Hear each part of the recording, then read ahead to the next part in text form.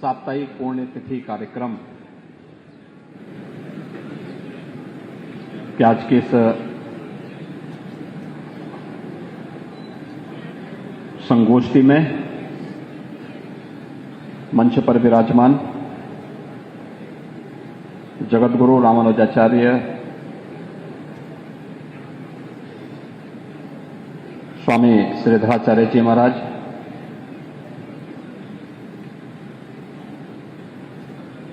जूनागढ़ गुजरात से पधारे श्री महंत शेरनाथ जी महाराज, कटक उड़ीसा से पधारे महंत शिवनाथ जी महाराज, सिद्ध गुफा सवाई आगरा से पधारे ब्रह्मचारी दासलाल जी, वडोदरा गुजरात से पधारे श्री महंत गंगादास जी महाराज, अयोध्या से पधारे श्री महंत राममिलन दास जी महाराज, मोहाली पंजाब से पधारे श्री महंत रामनाथ जी महाराज, महंत राजू दास जी, महंत रविंद्र दास जी, महंत पंचाननपुरी जी, महंत मिथिलेश नाथ जी, आज के इस कार्यक्रम के प्रस्तावना जिन्होंने रखी महाराणा प्रताप शिक्षा परिषद के अध्यक्ष पूर्व कुलपति प्रोफेसर उदय प्रताप सिंह जी, दीनदयाल उपाध्याय गोरखपुर विश्वविद्यालय के भौतिकी विभाग के अध्यक्ष प्रोफेसर रविशंकर सिंह जी, और आज के इस कार्यक्रम में उपस्थित सभी सम्मानित अतिथिगण, महाराणा प्रताप शिक्षा परिषद से संबद्ध सभी संस्थाओं के प्राचार्य और आचार्यगण, प्यारे बच्चों, प्रतिवर्ष गोरखपीठ की ओर से अपने पूज्य आचार्यों की स्मृति में साप्ताहिक श्रद्धांजलि समारोह का आयोजन किया जाता है। साप्ताहिक श्रद्धांजलि कार्यक्रम 2 सत्रों में, पूर्वाहन के सत्र में समाज और राष्ट्र से जुड़ी हुई उन ज्वलंत समस्याओं को लेकर के जो हमारे अतीत, वर्तमान और भविष्य को प्रभावित किया है, या प्रभावित कर रहा है या प्रभावित करने वाला है, उन सभी समसामयिक विषयों को लेकर के संगोष्ठी का आयोजन होता है। तो अपराह्न के सत्र में यहां पर कथा प्रवचन का एक सुंदर आयोजन भी इस अवसर पर संपन्न होता है। आज साप्ताहिक श्रद्धांजलि समारोह की समसामयिक विषयों से संबंधित संगोष्ठी के उद्घाटन कार्यक्रम का है, और आज की इस संगोष्ठी का जो विषय यहां पर आयोजन समिति की ओर से रखा गया हुआ था कि आजादी का अमृत महोत्सव संकल्पना से सिद्धि तक। अभी 15 अगस्त 2022 को इस देश के यशस्वी प्रधानमंत्री श्री नरेंद्र मोदी जी के महत्वपूर्ण उद्बोधन को पूरे देशवासियों ने सुना।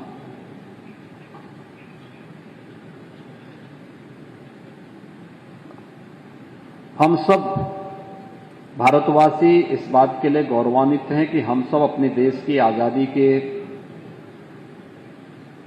75 वर्ष के इस समारोह में सहभागी बने। अलग अलग स्तर पर बने। स्कूल कॉलेजेस में हुए समारोह के माध्यम से बने होंगे, प्रभात फेरी के माध्यम से बने होंगे, स्वच्छता अभियान के माध्यम से बने होंगे, और हर घर तिरंगा के माध्यम से भी बने होंगे। पहली बार लगा कि कोई राष्ट्रीय पर्व केवल सरकारी आयोजन नहीं बल्कि इसमें जन भागीदारी भी है, और जन भागीदारी के माध्यम से आयोजन कैसे होते हैं इसका एक दृष्टांत आजादी के अमृत महोत्सव ने हम सबके सामने प्रस्तुत किया। इसकी प्रेरणा थी प्रधानमंत्री जी की। आदरणीय प्रधानमंत्री जी ने जो रूपरेखा पूरे देश के सामने रखी कि आखिर आयोजन केवल सरकारी आयोजन न बने, आजादी किसको,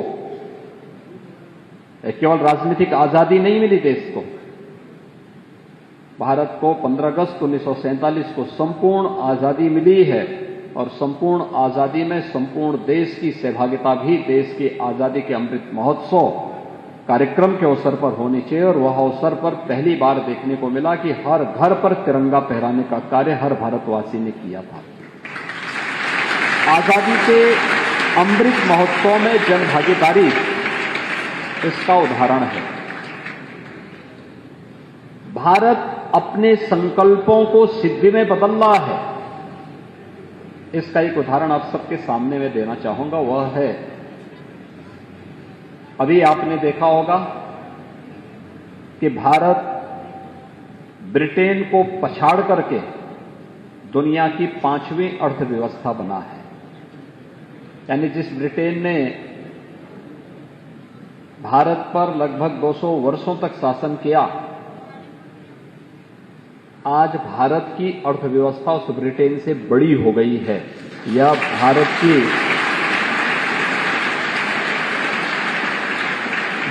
के यशस्वी नेतृत्व की पूरे देश के संकल्प को सिद्धि में बदलने की सफलता का एक उदाहरण पूरे देशवासियों के सामने है। और इसीलिए प्रधानमंत्री जी ने पूरे देशवासियों को इस बारे में आह्वान भी किया कि देश को आजादी अचानक नहीं मिली। आजादी के लिए इस देश को अहर्निश प्रयास करना पड़ा, अनगिनत बलिदान देने पड़े।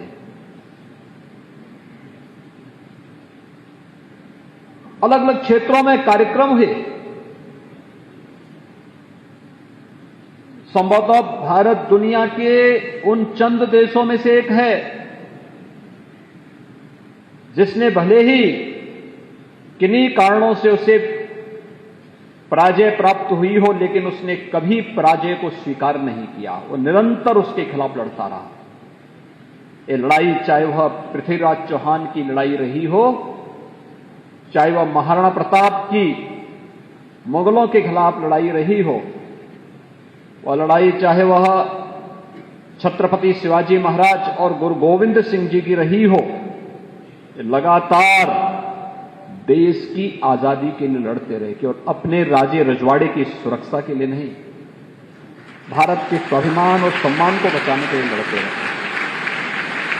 लेकिन उस लड़ाई में जहां राष्ट्रीय स्वाभिमान था, वहीं पर अगर किसी एक चीज की कहीं पर हम लोग देखते हैं कि पूरे देश के अंदर जिस लड़ाई को मेवाड़ से महाराणा प्रताप लड़ रहे थे, अगर पूरा देश उस समय भी एकजुट होकर के उनके नेतृत्व में लड़ा होता तो मुगलों के छक्के वहीं पर छुड़ा करके भारत को सदैव के लिए किसी पराधीनता से मुक्त करने का कार्य उसी कालखंड में हो गया होता। जिस लड़ाई को छत्रपति शिवाजी महाराज लगातार लड़ते रहे, अगर उनके नेतृत्व में पूरा देश एकजुट होकर के इस लड़ाई को लड़ा होता तो आने वाले समय में इस देश में आसन्न गुलामी के संकट नहीं देखने को मिलते।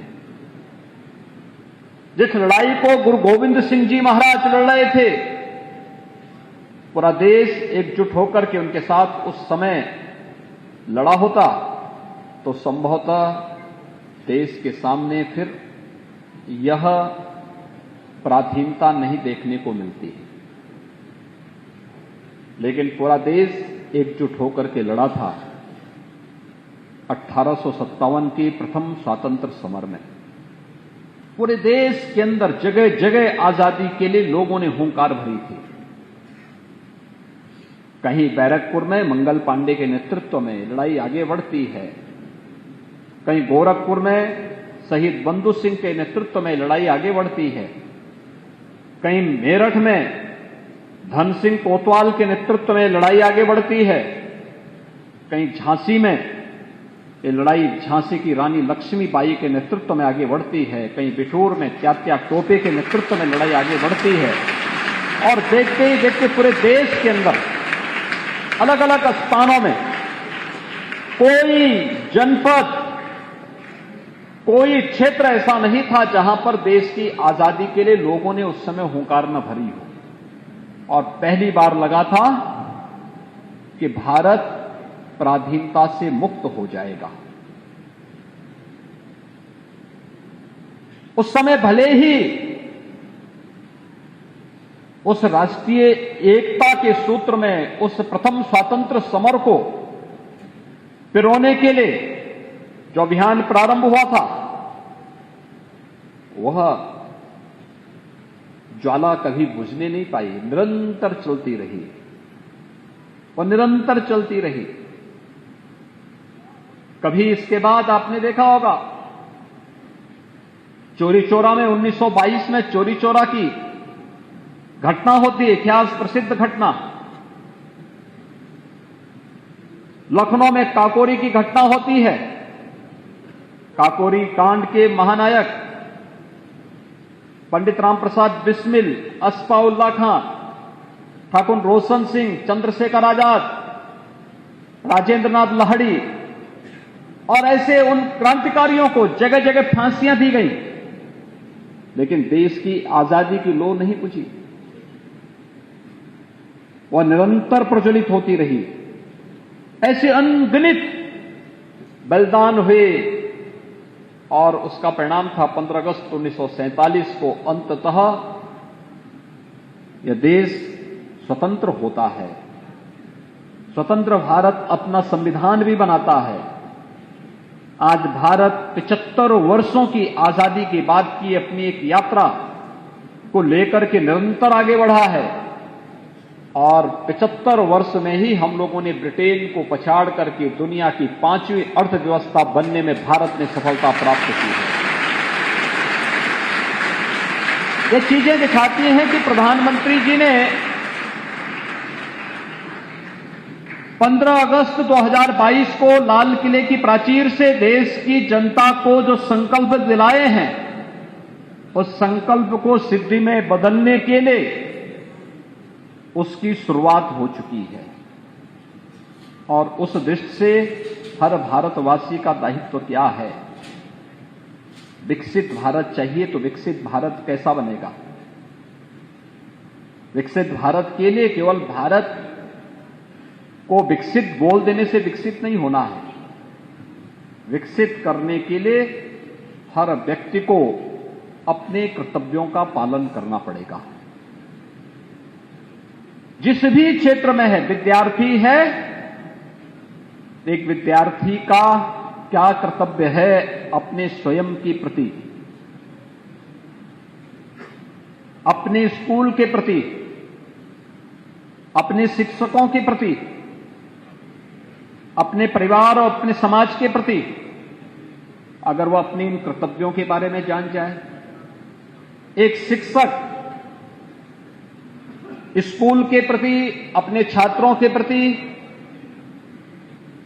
अपने परिवार और अपने राष्ट्र के प्रति उसका क्या दायित्व है, इस भाव के साथ कार्य करने लग जाए, अपने कर्तव्यों का अपने अपने क्षेत्र में पालन करना। कर्तव्य पालन करते समय हम इस बात को ध्यान में दें कि हम अपने स्वयं के लिए न जिए, बल्कि हमारे लिए देश प्रथम है, भारत प्रथम है, राष्ट्र प्रथम है, यह भाव होना चाहिए। नेशन फर्स्ट की थ्योरी हम सबके मन में, दिलो दिमाग में होनी चाहिए कि भारत के लिए हम जिएंगे और भारत के सर्वांगीण विकास के लिए, भारत को एक आत्मनिर्भर भारत की परिकल्पना को साकार करने के लिए हमें कार्य करना होगा। आत्मनिर्भर होगा कैसे? आत्मनिर्भरता का लक्ष्य प्राप्त कैसे आप करेंगे? आत्मनिर्भरता का लक्ष्य प्राप्त करने के लिए दूसरों पर आश्रित होकर के कोई आत्मनिर्भरता का लक्ष्य नहीं प्राप्त कर सकता। हर व्यक्ति को अपने अपने क्षेत्र में कार्य करना होगा। अगर हमारी शिक्षण संस्थाएं हैं, उन्हें इस दिशा में प्रयास करना होगा। अगर हमारे व्यापारिक संस्थान हैं, उनको देखना चाहिए ऐसी कौन से प्रोडक्ट हैं, ऐसी कौन सी चीजें हैं कि जिन पर हम विदेशों पर आश्रित होना कम से कम करें और स्वयं भी भारत के अंदर उसका प्रोडक्शन शुरू कर दें। ऐसी कौन सी चीजें होंगी कि जिसके माध्यम से अगर हमारे पंचायतें देखेंगे, नगर निकाय देखेंगे, ये भी तो आत्मनिर्भरता के लक्ष्य प्राप्त कर सकते हैं। ये क्यों सरकार पर निर्भर रहे? हर कार्य के लिए सरकार के सामने हाथ क्यों फैलाते रहे? इन्हें भी तो अपने आय को वृद्धि करनी होगी, अपने राजस्व के स्रोतों को बढ़ाना होगा, उन क्षेत्रों को टटोलना होगा जहां से आत्मनिर्भरता के लक्ष्य को प्राप्त किया जा सके और गुलामी के अंश को कहीं भी हम फैलने नहीं देंगे, विकसित नहीं होने देंगे, उसे बढ़ने नहीं देंगे। जब ये भाव होगा तो स्वाभाविक रूप से भारत को एक विकसित राष्ट्र के रूप में स्थापित करने से दुनिया की कोई ताकत रोक भी नहीं सकती है, कोई नहीं रोक सकती है। 75 वर्षों की इस यात्रा को पूरे देश ने और पूरी दुनिया ने बड़े सकारात्मक भाव के साथ लिया है।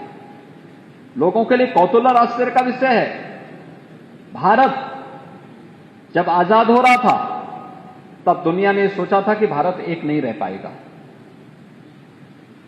भारत आजादी का जश्न मना रहा था तब भी लोगों ने कहा कि भारत इस यात्रा को बहुत लंबी दूरी तक लेके नहीं चल पाएगा।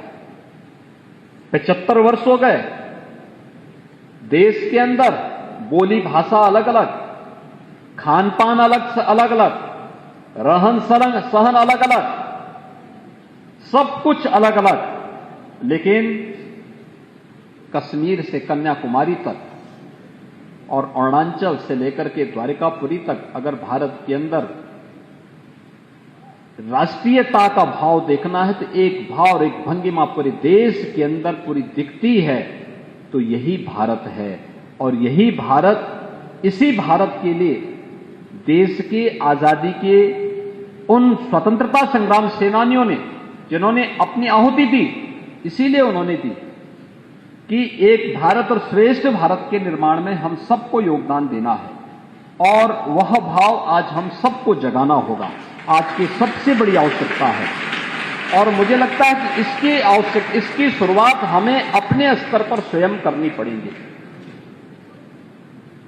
इसका भाव कहीं बाहर से नहीं आएगा, इसके लिए हमें किसी दूसरे के सामने हाथ नहीं फैलाना होगा, बल्कि इसकी शुरुआत हमें स्वयं से करनी होगी, अपने परिवार से करनी पड़ेगी, अपने स्कूल से, अपने ग्राम पंचायत से, अपने नगर निकाय से, अपने जनपद से करनी पड़ेगी।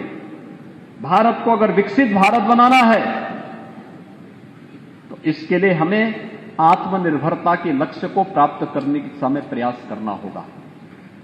और इसीलिए आपने देखा होगा जब एक सभी कार्यक्रम चल रहे थे, हम लोगों ने उस समय एक बात कही थी, सभी स्कूल कॉलेजेस से कही थी कि हम लोग केवल इस कार्यक्रम को एक औपचारिक कार्यक्रम के रूप में न लें, हमारा दायित्व भी है। हम देखें आजादी की लड़ाई में एक लंबी फेरिस्त है जिन महापुरुषों ने इस लड़ाई में बढ़ चढ़ करके भाग लिया, अपना सर्वस्व ने न्यौछावर कर दिया, लेकिन इतिहास के पन्नों में वे लोग गुमनाम रह गए, उनका कहीं उल्लेख नहीं।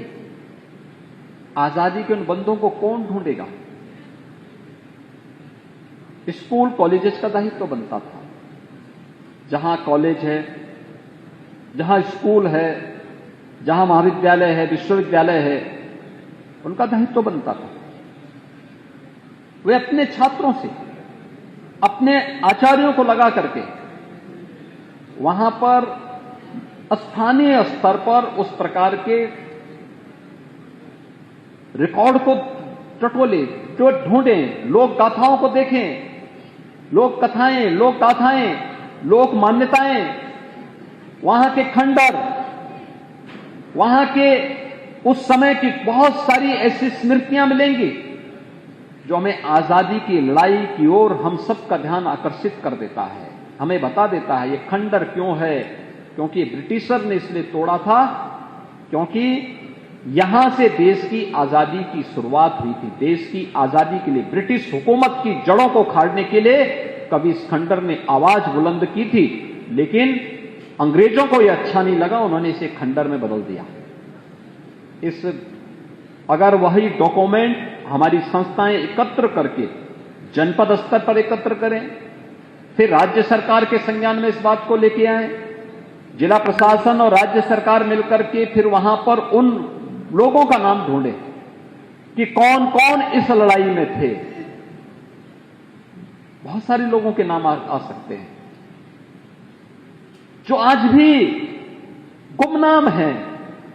उन नामों को सामने लेके आना, वर्तमान पीढ़ी के सामने उस आदर्श को सामने रखना, याद रखना, इतिहास को विस्मृत करके हम उज्जवल भविष्य की कल्पना भी नहीं कर सकते।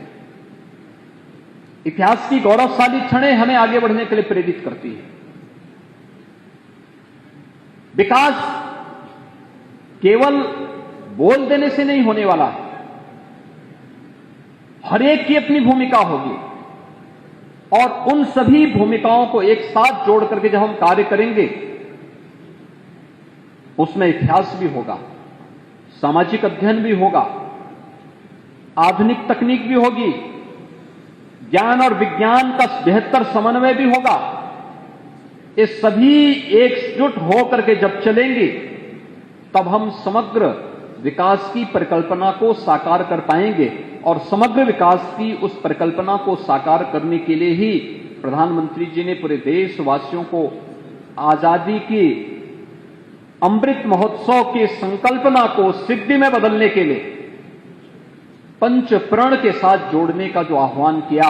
ये पंच प्रण किसी व्यक्ति, किसी जाति, किसी मत, किसी मजहब के लिए नहीं, बल्कि पूरे देश के 135 करोड़ नागरिकों के लिए एक मंत्र बनकर के कार्य करने का है कि अभी हमने आजादी का अमृत महोत्सव मनाया है। आजादी का शताब्दी महोत्सव जो हम मनाएंगे तो 25 वर्षों के इस अमृत काल के एक समय सीमा हम सबको तय करनी होगी। स्कूल कॉलेजेस भी तय कर सकते हैं। सौभाग्य से हर शिक्षण संस्थान के लिए देश के अंदर आज राष्ट्रीय शिक्षा नीति घोषित हुई है। राष्ट्रीय शिक्षा नीति के संकल्पों के साथ जुड़ते हुए हम अपनी शिक्षण संस्थान को देश और दुनिया के उन आदर्श केंद्रों के रूप में स्थापित करने में क्या योगदान दे सकते हैं। समाज जीवन से जुड़े हुए अलग अलग तबके के नागरिकों के द्वारा भी इस कार्य को किया जा सकता है।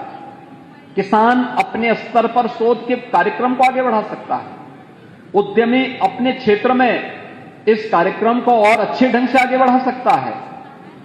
एक व्यापारी अपने तरीके से इस कार्यक्रम को आगे बढ़ा सकता है। एक शिक्षक अपने तरीके से इस कार्यक्रम को आगे बढ़ाने में योगदान दे सकता है। एक सरकारी कर्मचारी अपने स्तर पर इसमें योगदान दे सकता है और समाज जीवन से जुड़ा हुआ हर तबके की भूमिका इसमें होगी। और वे सभी लोग अगर मिलकर के इस कार्यक्रम के साथ जुड़ेंगे तो कोई कारण नहीं कि जब ये देश अपनी आजादी का शताब्दी महोत्सव मना रहा होगा, 100 वर्षों के एक अद्भुत कार्यकाल के साथ जब भारत की आजादी जुड़ रही होगी, तब हम उस समय की पीढ़ी को कहने की स्थिति में होंगे कि देखिए, जब देश की आजादी का अमृत महोत्सव मनाया जा रहा था तब भारत एक विकासशील देश था। आज जब देश अपनी शताब्दी महोत्सव आजादी का मना रहा है, भारत दुनिया की एक सबसे बड़ी आर्थिक महाशक्ति के रूप में स्थापित करते हुए दुनिया का एक विकसित देश है, यह कहने के लिए हमारे पास देश और दुनिया को बहुत कुछ देने के लिए होगा, उस समय की पीढ़ी को देने के लिए होगा। उस समय हमें उस समय की पीढ़ी के सामने मुंह छुपाने की स्थिति नहीं होनी चाहिए। अगर उस समय की पीढ़ी प्रश्न हमसे पूछेगी कि आखिर आपका कंट्रीब्यूशन क्या है, आपका योगदान क्या है इसमें, तब हम कह सकेंगे कि जब आजादी का अमृत महोत्सव मनाया जा रहा था तब हमारा देश विकासशील था, विकास की प्रक्रिया के साथ जुड़ा हुआ था। हमने भी इसमें अपने अपने क्षेत्र में ये योगदान किया है और मुझे लगता है ये भारत के अंदर संभव है। मैं देख रहा था हर घर तिरंगा में, हर घर में तिरंगा लहराता हुआ दिखाई दे रहा था। हर व्यक्ति में होड़ लगी थी कि मैं भी तिरंगा पहनाऊंगा अपने घर पर। यही तो है एक भारत और श्रेष्ठ भारत का भाव। मेरे लिए मेरा देश सर्वोपरि है। यही भाव तो सर्वोपरि का भाव ही भारत के आन बान और शान के प्रतीक तिरंगा को हर घर पर पहनाने के लिए था। मैं सभी शिक्षण संस्थाओं से इस बारे में कहूंगा कि हम सब इस बात को जरूर ध्यान रखें कि शिक्षण संस्थाएं हमेशा इस बात को ध्यान में रखें कि वे अपने पाठ्यक्रम के साथ साथ शासन की योजनाओं के बारे में भी बहुत गहरी जानकारी रखा करें। केंद्र और राज्य सरकारें या विभिन्न राज्य सरकारों ने ऐसे कौन से कार्यक्रम प्रारंभ किए हैं जो समाज के विभिन्न वर्गों के कल्याण के लिए, उनके उत्थान के लिए, उन्हें आत्मनिर्भरता के लक्ष्य को प्राप्त करने में महत्वपूर्ण भूमिका का निर्वहन कर सकते हैं। और अगर उस दिशा में हम आगे बढ़ सकेंगे, एक छात्र को फिर अपने अध्ययन को पूरा करने के बाद अपने रोजगार के लिए भटकना नहीं पड़ेगा। वह भ्रम की स्थिति में नहीं रहेगा। वह तय कर सकता है कि मैं इस समय अध्ययन कर रहा हूं, इस समय मेरे लक्ष्य ये है, लेकिन मेरे अध्ययन के कार्य पूरे होने में मैं अपना सर्टिफिकेट या डिप्लोमा या डिग्री लेने के बाद मेरा रास्ता ये होगा और मुझे उसमें अपनी ये स्थिति प्राप्त करनी है। एक लक्ष्य के साथ कार्य करते हुए, लक्षित कार्य सिद्धि के लिए जब व्यक्ति कार्य प्रारंभ करता है, एक लक्षित संकल्प के साथ आगे बढ़ता है, तो निश्चित ही सिद्धि में बदलती हुई दिखाई देती है और यह कार्य हम सब आसानी से कर सकते हैं। आज के इस अवसर पर मैं एक बार फिर से आजादी के अमृत महोत्सव से संबंधित इस महत्वपूर्ण संगोष्ठी के साथ जुड़ने के लिए महाराणा प्रताप शिक्षा परिषद और सभी आयोजन समिति के पदाधिकारियों को हृदय से धन्यवाद देता हूं। आचार्य द्वय ब्रह्मलीन महंत दिग्विजयनाथ जी महाराज और ब्रह्मलीन महंत अवैधनाथ जी महाराज, जिन पूज्य संतों ने अपना पूरा जीवन भारत की आजादी के पहले भी और आजादी के बाद भी राष्ट्र निर्माण की संकल्पना के साथ जोड़ करके तय किया था, उसमें किंचित मात्र भी संदेह नहीं था। एक एक कार्य आपने देखा होगा, गोरक्ष पीठ से जुड़े हुए एक एक कार्य, और धार्मिक पीठ है, नाथ संप्रदाय की पीठ थी, लेकिन लड़ाई किस रूप में आगे बढ़ती थी। राम जन्मभूमि आंदोलन की जब अगुवाई की बात आई तो गोरक्ष पीठ बढ़ चढ़ करके सामने आया। छुआछूत उन्मूलन के लिए जब अभियान चलाने की बात सामने आई तो गोरक्ष पीठ तब भी सामने आया, उसने तब भी कोई संकोच नहीं किया। गोरक्षा की बात आई तो गोरक्षा केवल एक धार्मिक मुद्दा नहीं, भारत की कृषि प्रधान व्यवस्था को कम खर्चे में अधिक उत्पादकता, किसान को आत्मनिर्भर बनाना, अन्नदाता किसान को स्वावलंबन की ओर अग्रसर करना, गोरक्षा में गोरक्षपीठ आगे आई। स्वतंत्र भारत के अंदर भारत के नागरिक किस रूप में बनने चाहिए, गोरखपीठ शिक्षण संस्थानों को स्थापित करने के लिए उस समय आगे आई। और यही नहीं, जब स्वास्थ्य क्षेत्र में भी धर्मार्थ संस्थाओं का योगदान होना चाहिए, तो योग के साथ साथ आयुर्वेद और आधुनिक चिकित्सा के लिए भी केंद्र स्थापित करने के लिए गोरखपीठ आगे आई। समाज सेवा के विभिन्न संकल्पों के साथ जुड़ना है। वनवासी क्षेत्रों के बच्चों के लिए जनजातीय क्षेत्रों में कार्य करने का कार्य हो या सेवा के विभिन्न प्रकल्पों को आगे बढ़ाने का कार्य, इन सभी में आचार्य द्वय ने सदैव पूरी तन्मयता के साथ, पूरी निष्ठा के साथ लग करके अपने राष्ट्रीय कर्तव्यों का निर्वहन किया। आज उनकी पावन पुण्यतिथि के अवसर पर ब्रह्मलीन महंत दिग्विजयनाथ जी महाराज की 53वीं पुण्यतिथि है और मेरे पूज्य गुरुदेव ब्रह्मलीन महंत अवैधनाथ जी महाराज की ये 8वीं पुण्यतिथि का वर्ष है। यह स्वाभाविक रूप से उनके इस पावन पुण्यतिथि के अवसर पर उनका स्मरण और उनके द्वारा किए गए योगदान का स्मरण स्वाभाविक उठता है। मैं इस अवसर पर उन्हें विनम्र श्रद्धांजलि अर्पित करते हुए आयोजकों को धन्यवाद देता हूं, अतिथियों को हृदय से अभिनंदन करता हूं। धन्यवाद। जय हिंद।